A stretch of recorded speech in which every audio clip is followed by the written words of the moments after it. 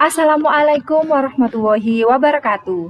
Hai anak-anak, bagaimana kabarnya? Masih semangat belajarnya?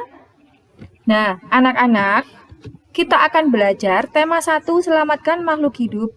Subtema 1, tumbuhan sahabatku, pembelajaran 3.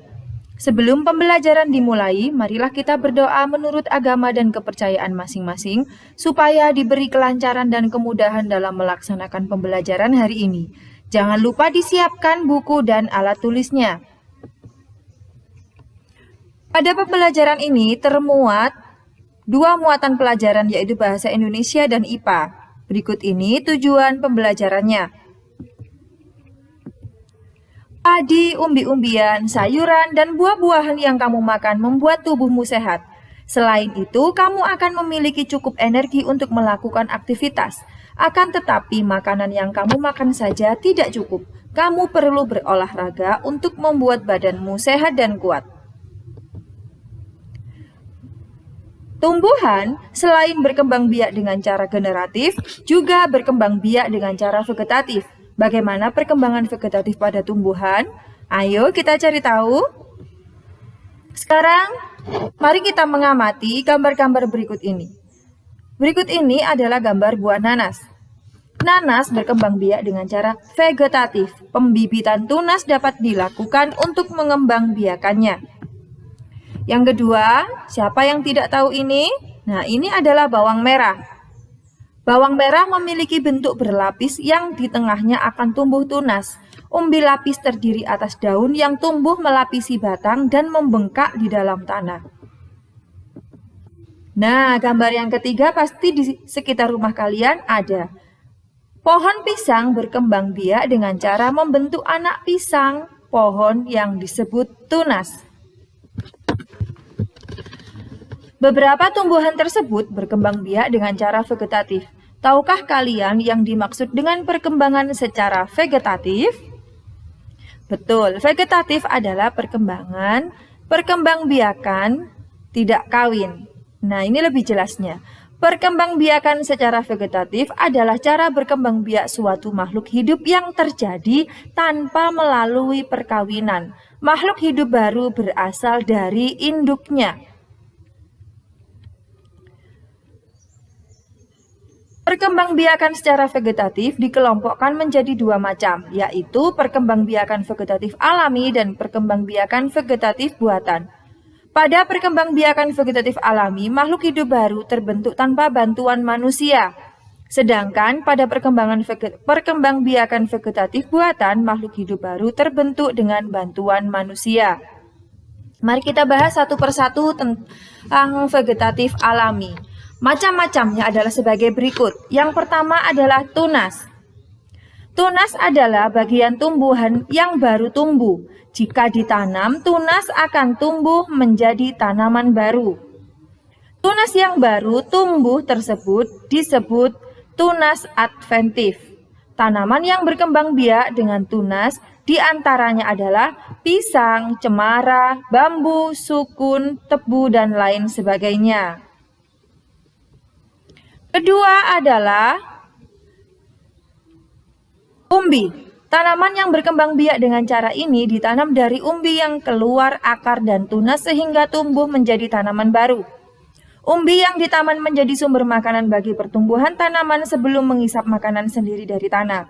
Perkembangbiakan vegetatif dengan umbi dibagi menjadi 3, yaitu umbi lapis, umbi batang, dan umbi akar.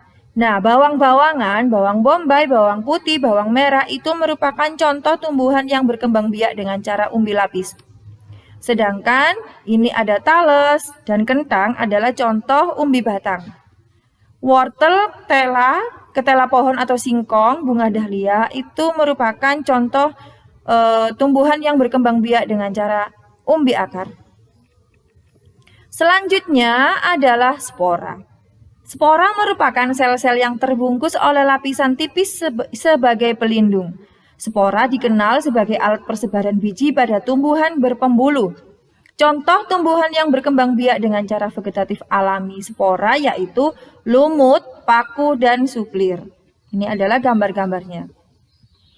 Yang keempat adalah akar tinggal atau yang biasa disebut rizoma. Merupakan batang tumbuh mendatar dan terletak di bawah permukaan tanah. Rizoma berbentuk mirip akar tapi berkuku-kuku seperti batang dan pada ujungnya terdapat kuncup.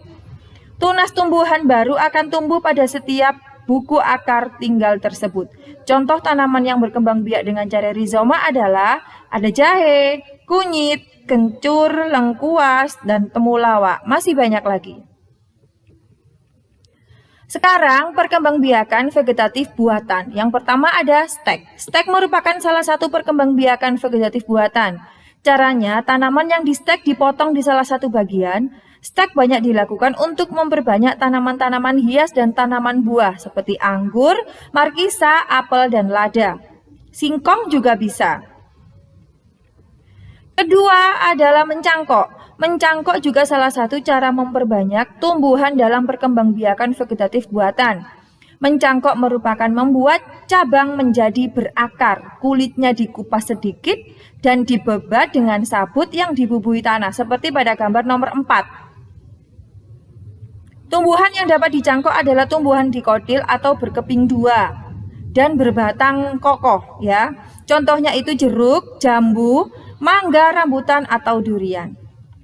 Yang ketiga adalah okulasi.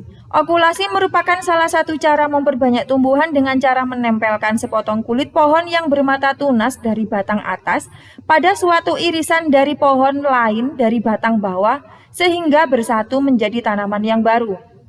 Okulasi disebut juga sebagai salah satu teknik perbaikan kualitas tanaman secara vegetatif buatan. Sama seperti jenis perbanyak vegetatif buatan lainnya, okulasi dilakukan dengan tujuan memperoleh bibit tanaman yang berkualitas lebih baik. Selanjutnya ada menyambung. Cara memperbanyak tumbuhan dengan cara menyambung adalah menggabungkan batang bawah dan batang atas dua tanaman yang sejenis. Tujuannya adalah menggabungkan sifat-sifat unggul dari kedua tanaman tersebut. Maka diperoleh satu tanaman yang punya sifat-sifat unggul. Contoh cara menyambung tanaman tomat dengan terong, lalu kopi, ketela pohon, atau mangga. Nomor 5 adalah merunduk. Merunduk salah satu teknik memperbanyak tanaman dengan membengkokkan cabang atau ranting ke dalam tanah dan ditimbun dengan tanah. Ujung tanaman tetap tersembul ke permukaan tanah. Batang yang digunakan harus berupa batang yang dewasa. Untuk cara merunduk tumbuhan harus memiliki cabang atau ranting yang panjang serta lentur. Tanaman yang bisa digunakan untuk cara merunduk seperti sirih-sirihan. Dengan cara ini, kambium pada batang tanaman tidak perlu dihilangkan. Banyak sekali tanaman yang bisa kalian lihat di sekitar rumah kalian yang bisa dilakukan dengan cara vegetatif buatan merunduk. Yang keenam adalah kultur jaringan. Kultur jaringan itu sekarang sedang booming-boomingnya dilakukan di rumah atau pemukiman yang sempit lahannya. Teknik ini merupakan teknik pembiakan sel tumbuhan yang dapat diambil dari berbagai bagian tumbuhan induk. Jaringan ditempatkan dalam wadah dan disterilkan dan dipelihara dalam media khusus sampai terbentuk massa sel yang disebut jaringan kalus. Nah, sekarang tugasnya yang pertama, jelaskan perbedaan antara umbi lapis, umbi batang, dan umbi akar. Yang kedua, perhatikan lingkungan rumah kalian. Karena sekarang daring, maka rumah kalian ya. Catatlah informasi tentang tanaman yang berkembang biak secara vegetatif. Misalnya, di situ ada sirih gading. Cara berkembang biaknya dengan cara vegetatif buatan merunduk. Kemudian ada apa lagi? Nah, silakan kalian tulis seperti tabel yang ada di layar. Di buku tugas kalian.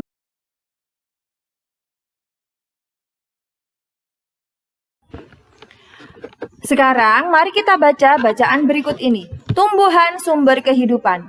Indonesia adalah negara kepulauan yang terletak di garis khatulistiwa. Indonesia memiliki dataran tinggi, dataran rendah, dan perairan.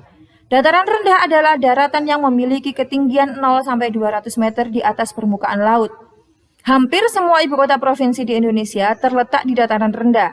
Tumbuhan di dataran rendah adalah padi, palawija, dan tebu. Di wilayah pantai termasuk dataran rendah, Indonesia memiliki banyak pantai karena negara kita terdiri atas ribuan pulau. Tumbuhan di wilayah pantai adalah kelapa, bakau, dan ganggang. Wilayah pantai termasuk dataran rendah.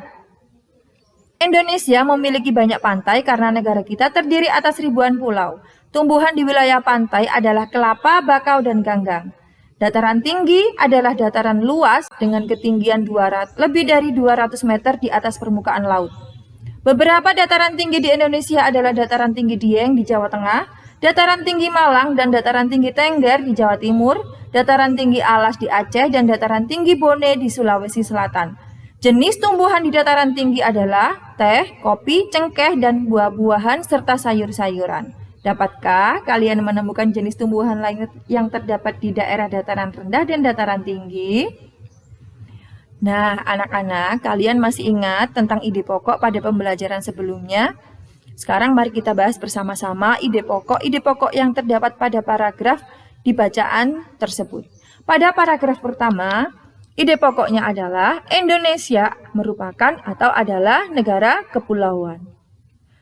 Paragraf kedua bisa kita temukan ide pokoknya yaitu dataran rendah adalah dataran yang memiliki ketinggian 0 sampai 200 meter di atas permukaan laut. Ide pokok dari paragraf ketiga adalah wilayah pantai termasuk dataran rendah. Pada paragraf keempat bisa kita temukan ide pokoknya yaitu dataran rendah memiliki, dataran tinggi adalah dataran yang memiliki ketinggian dari 200 meter di atas permukaan laut. Dan ide pokok di paragraf kelima adalah menemukan jenis tumbuhan di dataran rendah dan dataran tinggi.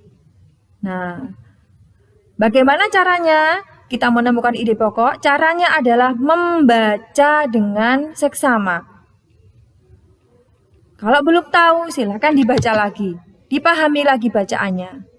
Nah, nanti bisa kalian temukan ide pokok pada suatu paragraf. Indonesia memiliki berbagai jenis tumbuhan. Tumbuhan tersebut memberikan bahan makanan yang berlimpah dan manfaat lainnya. Bagaimana kita mensyukurinya? Kita mensyukurinya dengan cara memeliharanya dengan baik. Kita boleh mempergunakan, tapi jangan lupa melestarikannya supaya bisa dipakai dan dimanfaatkan oleh anak cucu kita nanti.